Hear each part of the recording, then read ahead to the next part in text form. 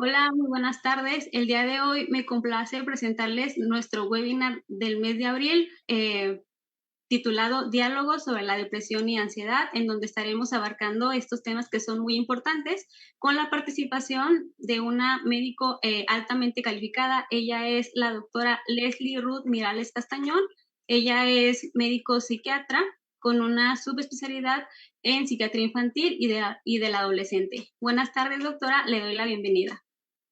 Hola, Jimena, muchas gracias. Buenas tardes. Ok, buenas tardes.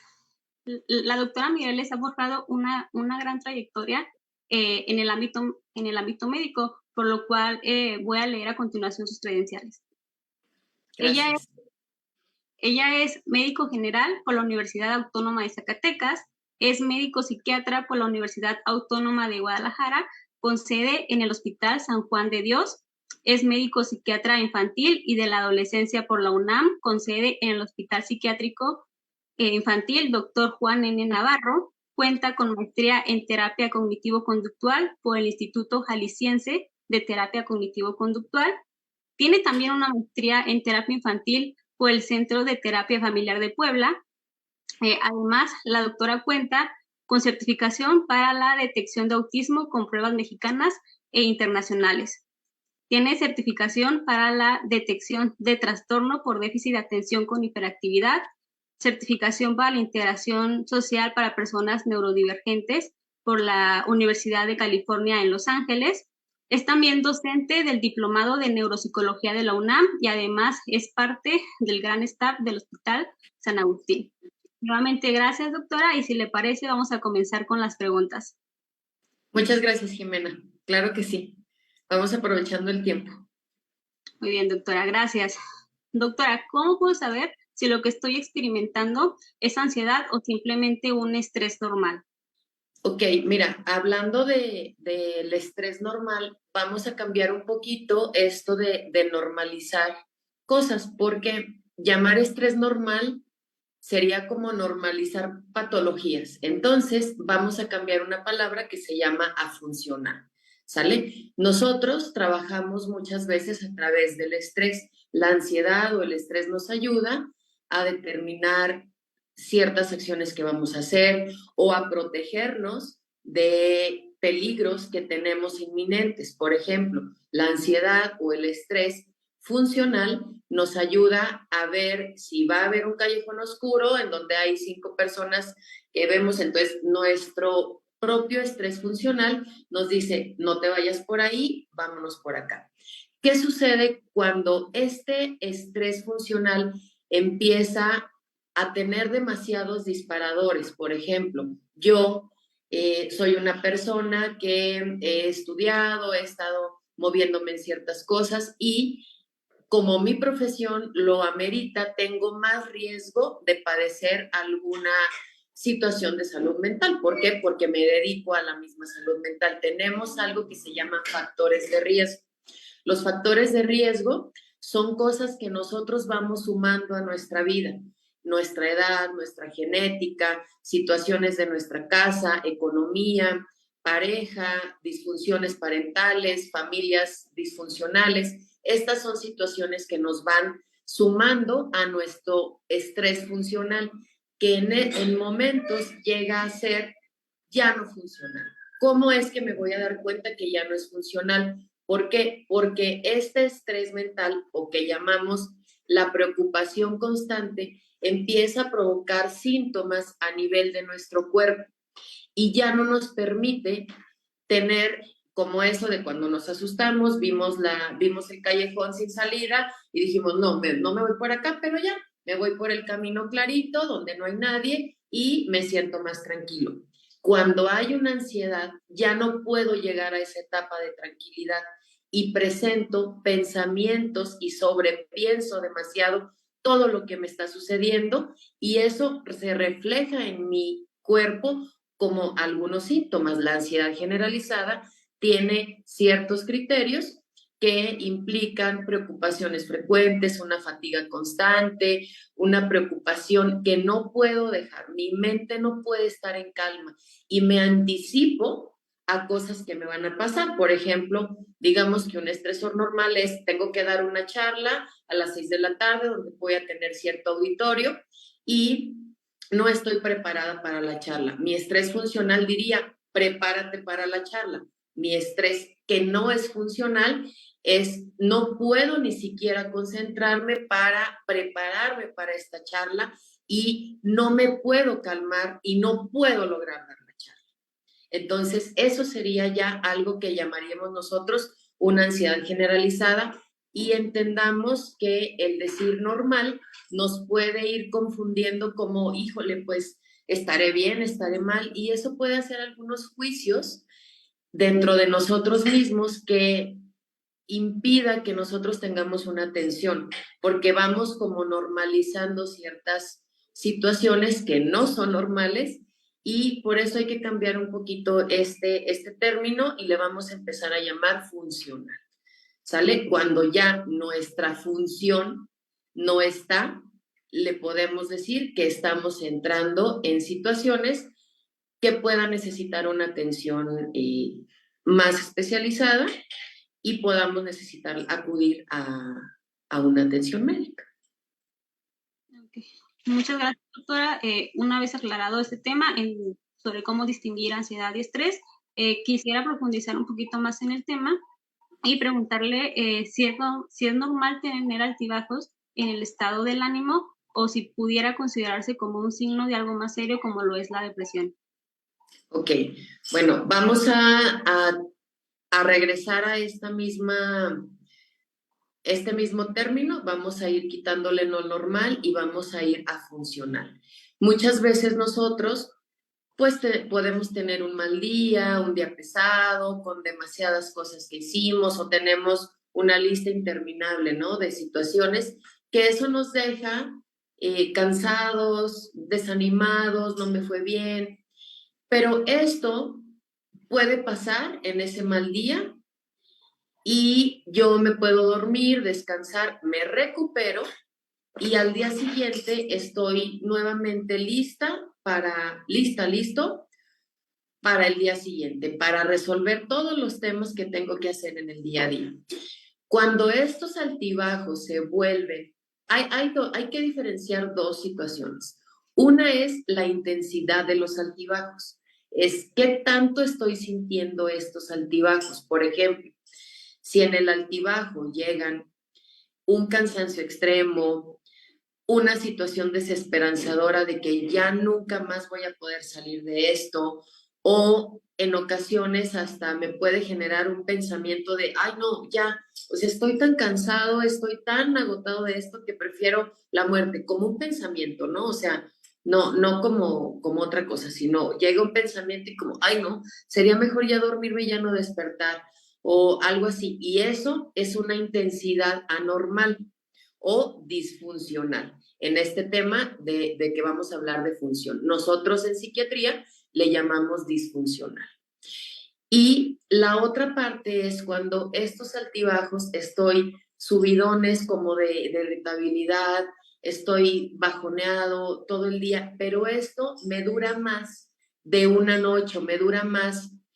Los criterios de depresión estrictamente en el DSM-5, en el CIE-10, habla de que la duración tiene que ser por más de 2 semanas, pero actualmente sabemos que no tenemos que esperar hasta las 2 semanas para decir, esto ya es anormal, déjame espero 2 días más a ver si es cierto. No, o sea, si ya esto está causando una disfunción en mi desempeño laboral, escolar, depende de mi edad, claramente, pues puedo ser ama de casa y mi desempeño es que yo me levantaba, hacía el lonche, levantaba, me iba al gimnasio, esto, y ya no puedo hacerlo igual porque siento el ánimo, la energía un poco más abajo, hay que poner estas antenitas bien alerta, o si soy una persona que trabaja todo el día, estoy súper activo, que en ocasiones pueden ser los bajones no tanto de ánimo, sino tendiente a la irritabilidad. O sea, estoy ya muy molesto, como que todo me irrita. Estoy de esos que dicen como, mírame y no me toques. Cuando ya estoy en esos extremos, pues tendría que pensar que algo no está bien en mí y no tendría que pensar si es normal o no, simplemente está siendo no funcional para mi día a día. Gracias, doctora.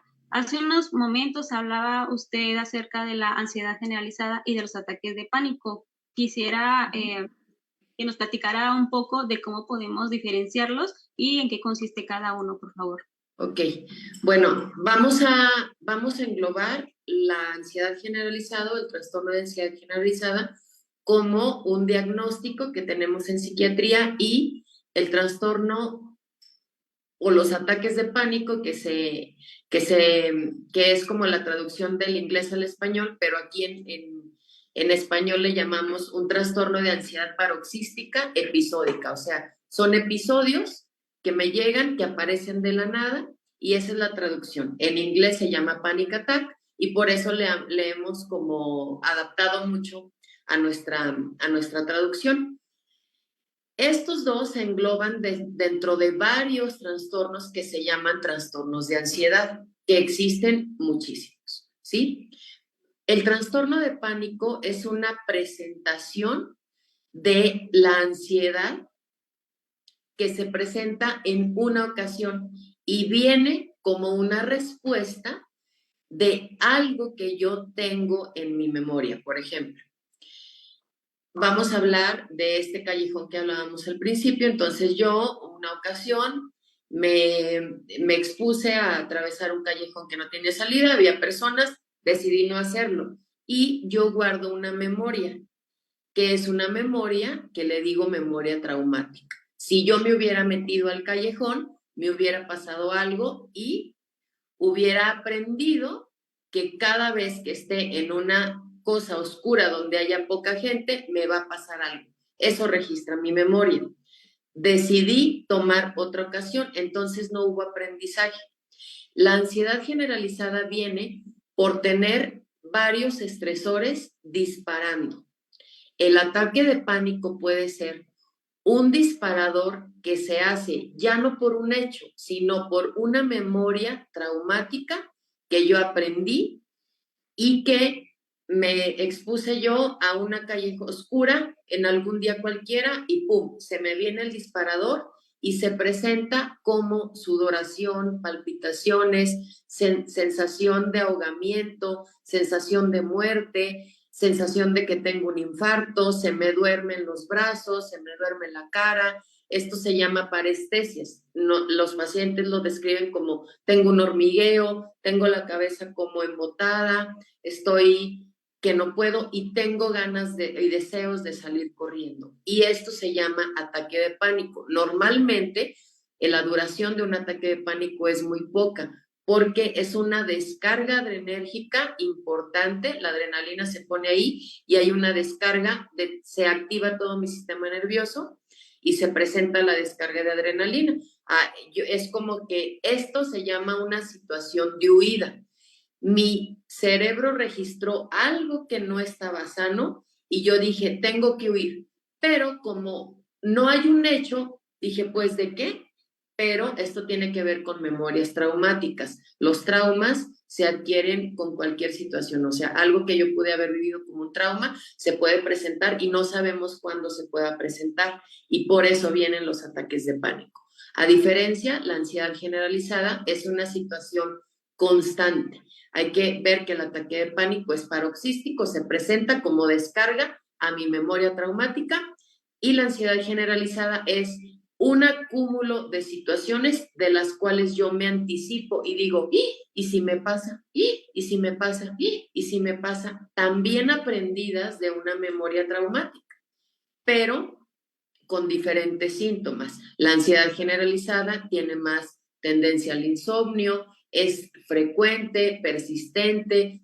Normalmente nosotros decimos que tiene que durar 6 meses en el DSM-5, en los criterios diagnósticos, pero también pues no podemos pedirle al paciente que se espere tanto, aunque hay que saber que para que el paciente acuda, la estadística nos habla de que podemos tardar hasta 10 años en acudir a un tratamiento en salud mental viviendo con un trastorno de ansiedad generalizada o una depresión, porque normalizamos mucho esto de, ay, es que es normal, ¿no? Es que es la edad, o decimos, ay, es que es la adolescencia, o ay, es que es porque tengo las hormonas así, o ay, es que es la menopausia, y es muy fácil darnos explicaciones de esta manera por simple desconocimiento. Y por eso es importante este tipo de pláticas para empezar algo que nosotros conocemos como psicoeducación, que es una educación en salud mental. Sí, bueno, malamente ahora sí que como se dice, nos vamos adaptando a ese tipo de, pues, de ansiedad, ¿verdad? Y fíjate que el tema de adaptación es algo que también es importante porque esto habla de una capacidad que tiene la propia persona de ir librando y de ir cambiando estas situaciones tan traumáticas. Por eso hay personas que tienden a tener más factores de riesgo y otras que no. Unas que pueden decir, no, pues yo jamás conozco la ansiedad. ¿Por qué? Porque tienen muchas herramientas con las que nacieron, genéticas, de familia, red de apoyo, etcétera, etcétera. Y eso también es importante conocer el tema de la adaptación, porque sí, sí es cierto que algunos somos más proclives a padecer ciertas cosas que otros. Okay. Ahorita que estamos hablando acerca del círculo social familiar, quisiera saber, doctora, ¿cómo podemos apoyar a un ser querido que está luchando contra la depresión y cuáles serían algunas estrategias que usted recomendaría para, bueno, para ayudar, pero sin empeorar la situación? Claro, fíjate que esto pasa mucho en el consultorio, de que nos preguntan, ¿y yo como familiar qué hago? Hay también hay que entender que hay familiares que nunca van a entender qué sucede y por más que uno que les explique, no se puede. Pero hay muchos familiares o red de apoyo, digamos, amigos, tíos, etcétera, etcétera, compañeros de trabajo, que van interesándose mucho por la persona y hay que saber, número uno, primero a quién incluir. Y esto lo va a decidir el paciente. Nosotros tenemos que saber también poner un límite, porque es como que todo el mundo decimos, pues, ¿quién te apoya? Tu hermano, tu esposo, tu mamá, tu papá, y en ocasiones tenemos relaciones disfuncionales que el paciente no se siente tranquilo con esas personas. Número uno es no suponer. No suponer que si está tu mamá te vas a sentir mejor, que si está tu esposo te vas a sentir mejor. ¿Con quién te sientes mejor? Y aceptar que el paciente puede decidir, ahorita no quiero tener contacto con esta persona, quizá después, porque luego lo que me dice es más estresante para mí o es más difícil entenderlo para mí. Número uno sería entender primero al paciente quién quiere que esté cerca. Y como familiar, no hacer como esto de, híjole, me rechazó. Pues no, la verdad es que es un proceso que hay que respetar y que nosotros tenemos que saber sin sentirnos mal, y esto se llama validación.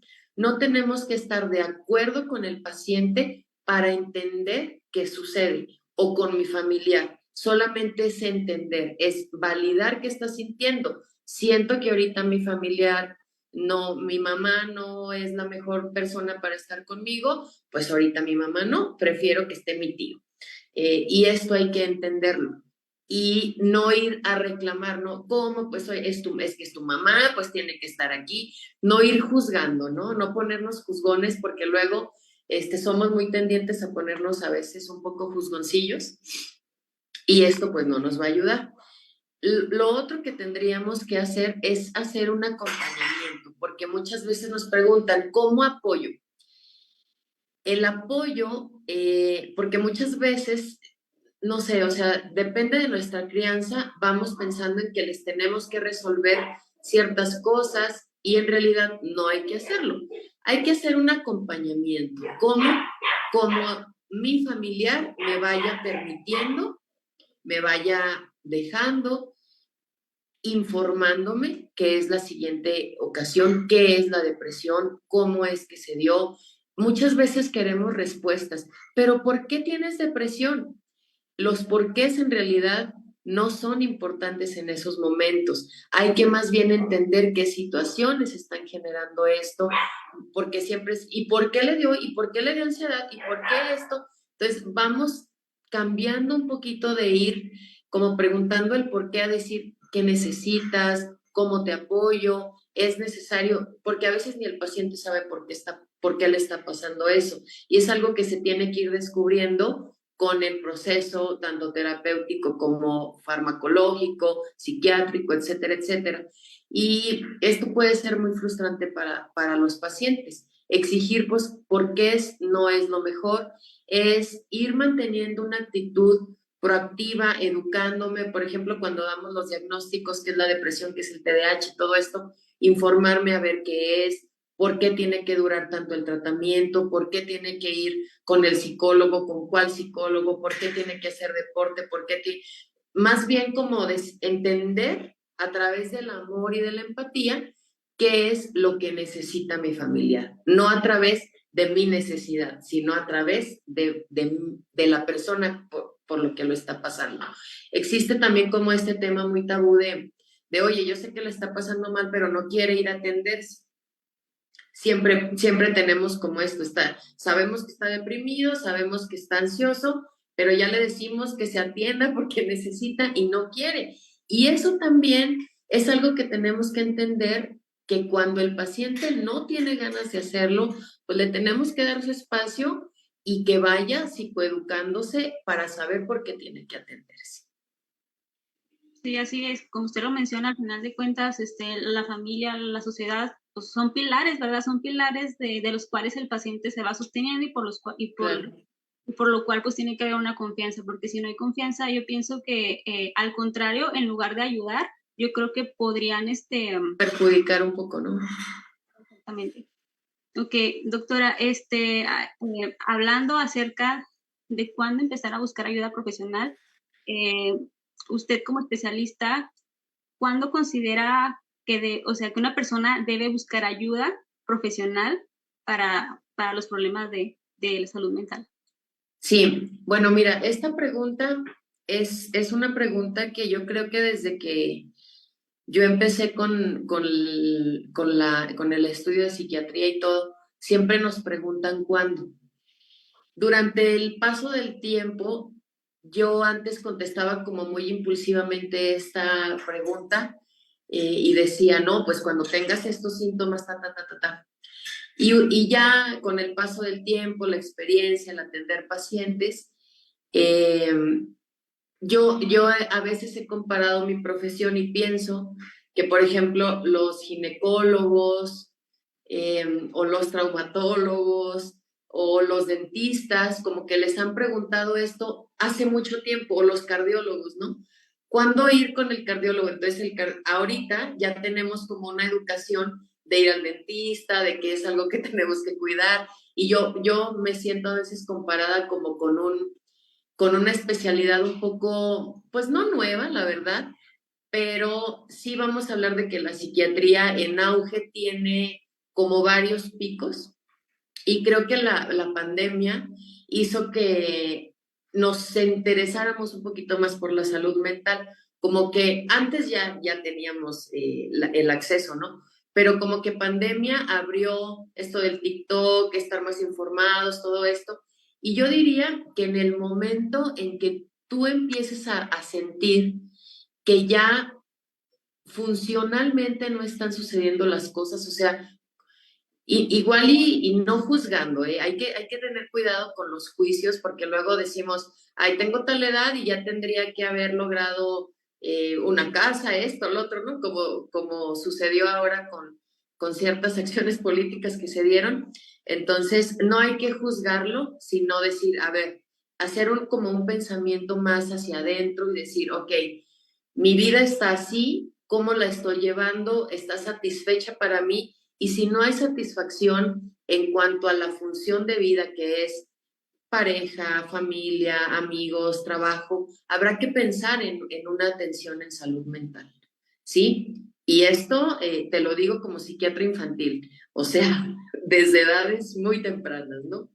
Que sería lo importante. Y esto nos tocaría luego como adultos darnos cuenta de algunas cosas que podremos normalizar, como, es la adolescencia, o es que es un toddler, o es que está chiquito y al rato va a cambiar, o déjalo así, y hay que ir como haciéndole caso a estas foquitos rojos o banderas rojas que vamos nosotros viendo y preguntar, porque siempre tenemos como la idea de que cuando llegamos al psiquiatra es porque fact up, ¿no? O sea, ya una cosa muy fuerte.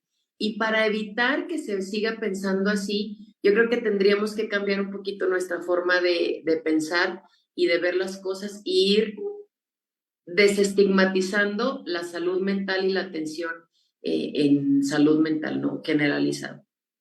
Sí, exactamente, ir haciendo conciencia. Claro. Doctora, quisiera que nos platicara de algunas estrategias para manejar la ansiedad sin el uso exclusivo de medicamentos. Ok. Bueno, hay que ir entendiendo hay una situación clínica que se llama homeostasis. Entonces, esta homeostasis se tiene que mantener para que podamos estar en equilibrio. O sea, es un equilibrio. La homeostasis es un equilibrio. Por ejemplo, si yo tengo presión arterial alta, tengo obesidad, pues tengo que pensar en que aparte de mi medicamento antihipertensivo, pues tengo que hacer cambios en mi dieta, tengo que hacer nutrición. Y en psiquiatría es muy parecido, porque de repente tenemos como la idea de que, ¿a dónde me voy? ¿Con el psicólogo o con el psiquiatra? Y en realidad es que nosotros trabajamos en conjunto. Muchas veces hay la evidencia clínica que con cierta psicoterapia, una situación leve de ansiedad o una situación leve de depresión puede salir sin necesidad de un fármaco. Pero vamos quitando también un poquito eso de estigma porque también el medicamento podemos usarlo de una manera adecuada para disminuir los procesos tan largos que a veces se dan en psicoterapia. Hay herramientas actuales en ansiedad que están bien identificadas, que es, por ejemplo, el yoga sensible al trauma o todo este tema que se llama mindfulness. El mindfulness es una situación en donde nosotros tenemos atención plena de nuestro cuerpo y sabemos hacer diferenciaciones entre las sensaciones o los pensamientos. El mindfulness a lo que ayuda, yo les digo a mis pacientes, mira, la mente es un terreno muy peligroso si vas tú solito a explorarlo. Entonces, lo mejor es ir acompañado, porque puede ser como en Alicia en el País de las Maravillas.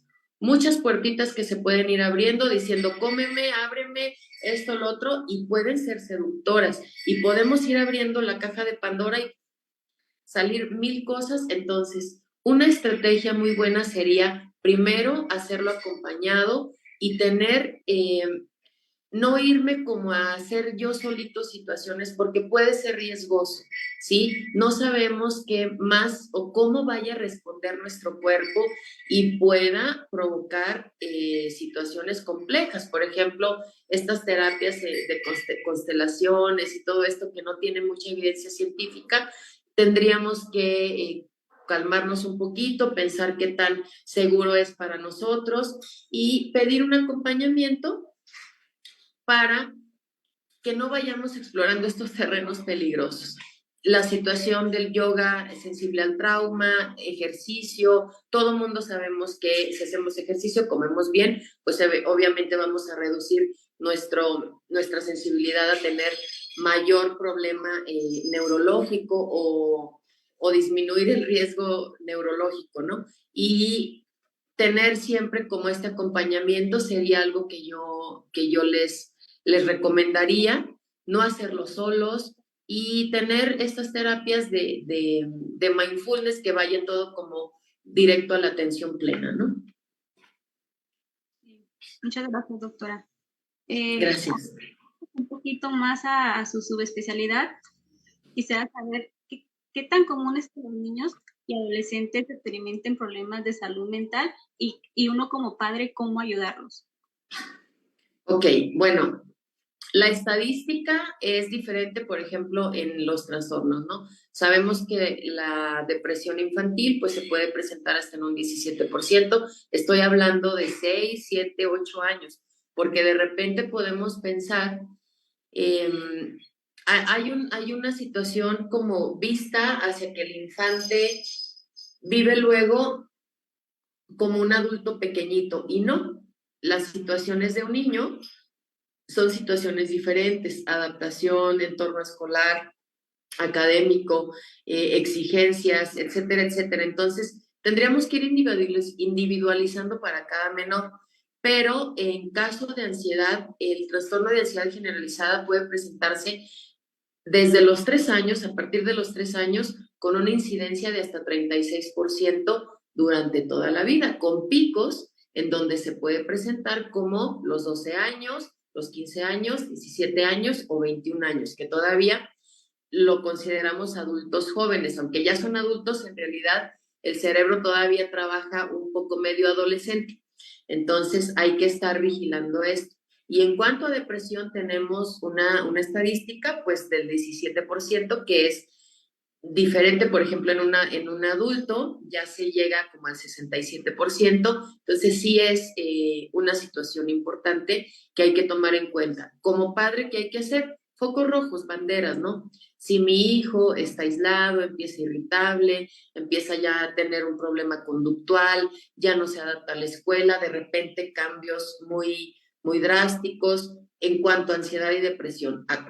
Les recuerdo que tenemos muchos focos rojos para otros muchos trastornos que tenemos que estar al pendiente, pero ahorita hablando de ansiedad y depresión tendríamos que fijarnos en falta de sueño, no hay descanso, no come bien, no está subiendo de peso como esperáramos, está teniendo muchos dolores o malestares físicos que no se explican por nada, dolores de la nada, energía muy baja, de repente desinterés en el juego, algo que le gustaba ya no lo quiere, o va dejando muchas cosas, cambiando mucho de actividades, como si un rumbo, digamos, un rumbo una meta más tangible, y eso es lo que tendríamos que estar al pendiente, ¿no? O situaciones ya como más que presenten taquicardia, que se asusten, que se muerden las uñas, que empiezan como a arrancarse el pelo, las pestañas, autolesiones. Sí, se somatiza. Exactamente. Bueno, doctora, ahora hablando de la posibilidad de superar completamente la depresión y la ansiedad, ¿esto es posible o es más realista aprender a vivir con ellos? No, la ansiedad y la depresión se curan, ¿sí? Se curan. ¿Cómo? Con un buen manejo, con adecuado tratamiento, con adecuada psicoterapia. También hay que entender que hay diferentes tipos de depresión, ¿no? Existe una entidad que nosotros llamamos depresión bipolar, que es una entidad que no va a poderse quitar, por así decirlo, pero se aprende a manejar y se aprenden muchas herramientas para que los pacientes puedan vivir con ella sin estar en estos altibajos. También es importante conocer el diagnóstico que tenemos. Lo digo en conocer no para estigmatizar, no, ay, tengo esto y ya nunca voy a poder salir de ahí. No, para ir aprendiendo qué herramientas tengo que usar dependiendo de cómo yo estoy viviendo mi vida, ¿no? Si, por ejemplo, la depresión me está llegando por una situación familiar, pues tengo que aprender de límites, tengo que aprender a poner un alto. Si la depresión o la ansiedad me está llegando, depende de cada persona, pero la verdad, sí a veces como que somos un poquito pesimistas porque cuando nos preguntan, ¿y el tratamiento cuánto va a durar? No, pues 1 año y medio, 2 años. ¿Cómo? Sí, ¿por qué? Porque estamos trabajando con la célula más especializada de nuestro cuerpo, que es la neurona. Y aparte estamos trabajando con neurotransmisores, o sea que son todavía con sustancias más especializadas. Y tenemos que aprender a darle al cuerpo el tiempo necesario, porque de repente queremos decir, rápido, rápido, rápido, deme todos los medicamentos que haya, o cuál terapia, y quiero hacer todo, y eso lo que va a traer pues va a ser obviamente un breakdown y no me va a dejar avanzar en el tratamiento de salud mental, que a fin de cuentas la salud mental se, se habla de lograr una, una sensación de estar pleno y de estar bien. Y supongo que cada paciente es individualizado, por lo que está pasando no va a ser lo mismo un niño o un adulto, ¿verdad? Claro. Bueno, finalmente, doctora, quisiera preguntarle de cómo evitar el agotamiento emocional y el síndrome de burnout en este mundo pues tan exigente y tan estresante. Bueno, sí, fíjate que el burnout pues se empezó a estudiar en personal médico. Ahí es donde empezó a conocerse esto del burnout. Y aparte se empezaron a ver que hay especialidades que terminan más quemadas que otras. El síndrome de burnout quiere decir eso, ¿no? Estoy quemado, o sea, ya es como la traducción, porque de repente hay que ir entendiendo qué es eso. Se empezó a explicar, se empezó a investigar en médicos, pero de esto se llevó luego a otras profesiones y de esto se llevó hasta amas de casa, porque de repente decías, es que, ¿cómo que de ama de casa vas a estar quemada o vas a estar burneteada? Pues claro que sí, porque hay situaciones que van... Fíjate que el síndrome de burnout tiene un tema de monotonía muy interesante. Es como entrar a una rutina en donde yo como que llamo esta zona de confort que no es nada confortable y termino siendo muy rutinario sin meter nuevas cosas a mi vida que no me van generando neuroplasticidad. La neuroplasticidad es esa capacidad que tiene el cerebro de ir generando nuevas conexiones entre neuronas. Y nosotros tenemos que aprender a generar neuroplasticidad, como con ejercicio, aprender música, leer, cosas, pintura, cosas que nos hagan salir de nuestra mente y regresar a nuestro cuerpo para que vayamos entendiendo qué vamos necesitando. La estrategia mayor para el burnout es entender qué necesito. Si estoy cansado, necesito descansar. Y podernos dar esa chance de descansar, de verdad es muy difícil, ¿sí? Sobre todo, ¿por qué se empezó a investigar en médicos? Porque los médicos somos de tener 4 trabajos y si no, no somos buenos médicos casi. Y anteriormente, cuando se empezó a descubrir esto, estudiar el burnout, también hay que entender que hay un tema generacional. El tema, por ejemplo, el baby boomer es una persona que si no trabaja, no está bien y se les enseñó únicamente a trabajar para dar economía, pero se olvidaba de todo lo demás. Por eso actualmente tenemos tantas complicaciones en obesidad, hipertensión, porque nunca hubo un cuidado. Vienen nosotros, bueno, nuevas generaciones, generación X, generación Z, los millennials, y todo esto como que ha sido medio criticado porque de repente puedes poner un alto y decir, no, espérame, no voy a irme ahora sí como que de boca a hacer todo sin antes cuidarme. Y es algo que tenemos que aprender, que la calidad de vida no se mide en plata y no se mide tampoco en tantos éxitos, sino en cuánto yo me sienta bien.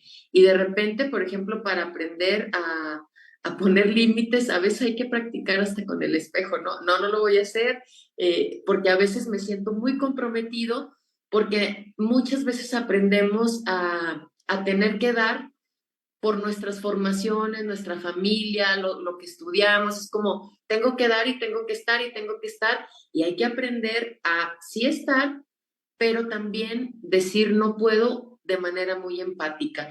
Y esto no creas que es un trabajo fácil, es un trabajo que hay que practicarlo mucho. Sí, precisamente hay que poner límites para no perderse.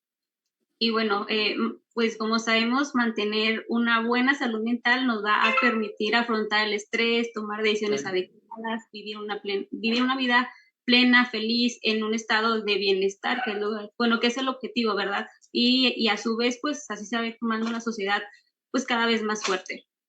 Doctora, ¿hay algo que quisiera agregar? Pues no sé si hay alguna otra pregunta o algo que de repente se haya preguntado por los que nos están viendo. Mm,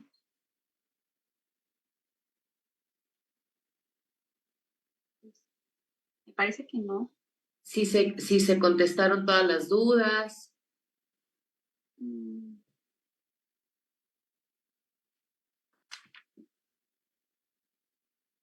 Bueno, me parece que no hay preguntas. Ok. Bueno,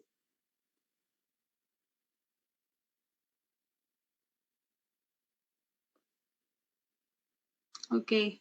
Bueno, doctora, bueno, le agradezco toda su experiencia, todo su conocimiento aportado en esta sesión y para nosotros es muy agradable tener aquí su presencia.